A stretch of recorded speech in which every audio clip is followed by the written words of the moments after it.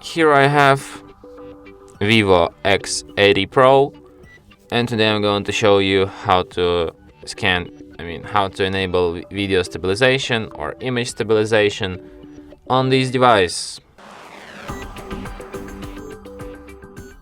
So firstly you have to open camera, then when you in a normal photo mode, you just tap on the gear icon.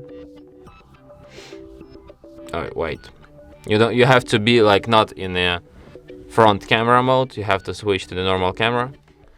Then tap on the gear icon, and here you can enable stabilization.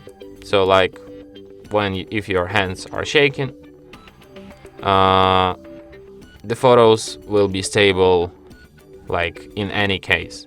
You have the same feature for video here. It's called you have horizontal line, ultra stabilization, or just standard stabilization. So yeah, and that's it.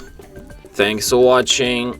If you find this tutorial useful, don't forget to hit that like button and subscribe to our channel.